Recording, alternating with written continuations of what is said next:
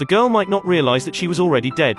Her sister delivered a memorial speech on stage. She ran up and looked at her sister with a shocked face. "See, I'm not dead. I'm here. Come on, Sterling." The people under the stage didn't hear her voice at all. She looked back at her sister, but her sister only said, "Now you can choose to stay in your seats or come up to see Tuka for the last time." Tuka ran up to the coffin in horror. What she saw was her own body. She collapsed, her eyes full of helplessness. Unable to accept the reality, she ran away. Just a day ago, she ran a race with her sister in the street. When she came home, she saw a dilapidated altar. The rituals for the funeral were unbelievable. They even prepared these two formalistic little things for the people who were dead. Tuka never thought of those things would form an indissoluble bond with the owner of this altar. At night, Tuka quarreled with her sister. Tuka ran out to chase after her sister for an apology, but a car approached quickly. Her sister reminded her that a car was coming. Get out the way, but she just thought that her sister was joking. The next second, it was the next day when she woke up. She sat up from the road. Seeing everyone walking to the church, she also followed them, coming to the church. And that was what happened at the beginning of the video. At this time, Tuka ran out, still in a state of shock. She couldn't accept the reality, but what could she do? She went to the scene of the accident and saw the altar set up for her. Now, she even doubted her belief. Am I dead? But why am I still here? Shouldn't I go to heaven? Tuka tried to jump twice.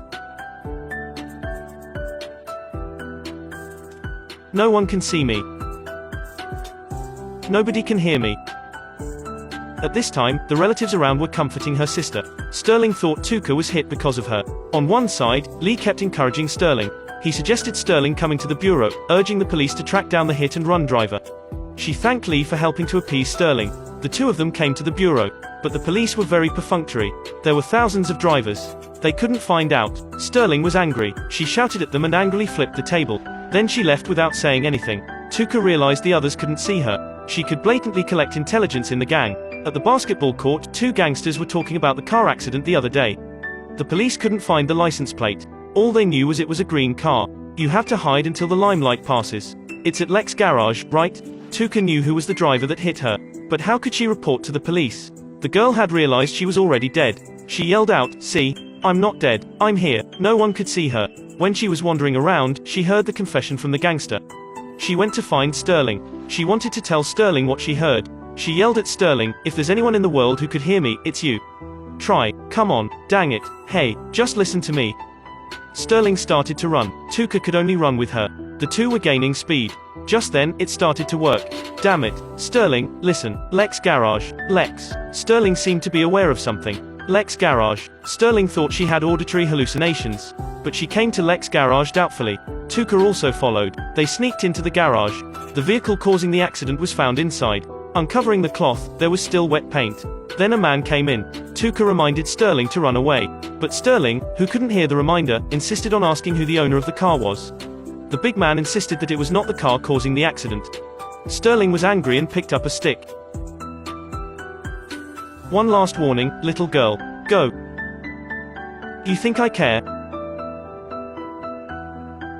He killed my sister and drove away. This is nothing." Then the boss appeared at the scene and took out his gun. At the critical moment, there was a sudden noise behind him. Sterling ran away while the two gangsters weren't paying attention. While running away, Tuka accidentally bumped into a man. She didn't expect that he could see her. Driven by curiosity, she caught up with him. Turned out in his trip to China, he was trapped in the world of the dead. He thought a lot of ways and did a lot of things. So far, he couldn't reincarnate. He said he hoped to get a new pair of basketball shoes, but no one had sent him so far. But he didn't know his wish had become a vital condition for him. After that, his soul also wandered around the world. After he told her that he saw the cat that had been lost for 3 years reincarnated, Tuka was also inspired. Her wish was that Sterling could break the record and she could be admitted to the university. On the other side, to hear the voice of Tuka again, Sterling decided to run. As expected, Sterling heard Tuka's voice again. Tuka offered to help her for university admission.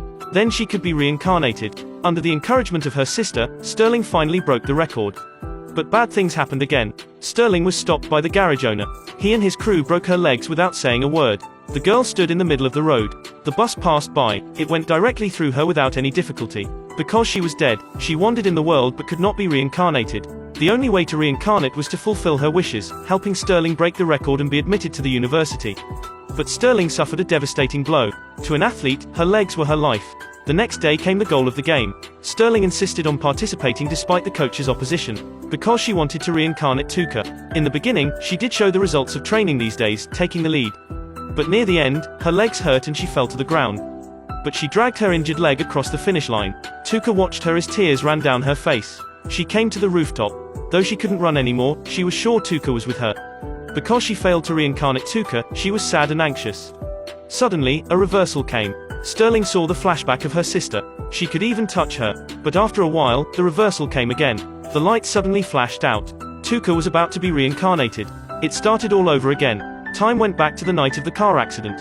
Sterling was right next to her. It was like she was just having a strange dream. Tuka was very happy. When Tuka woke up, she did something that puzzled Sterling. She spent all her savings on a pair of sneakers and put it on the altar. It turned out that the owner of the altar was DJ. At this time, DJ looked at him not far away. His wish came true and he was reincarnated at the same time. This is the second episode of Amazing Stories called The Heat. People are always powerless when facing death. Some people just live the moment. There are unfulfilled wishes. While you are young, finish what you want to do. Work hard to fulfill your wishes. Don't waste your time, cherish every second. When you leave this world, you have nothing to regret. That's all for today.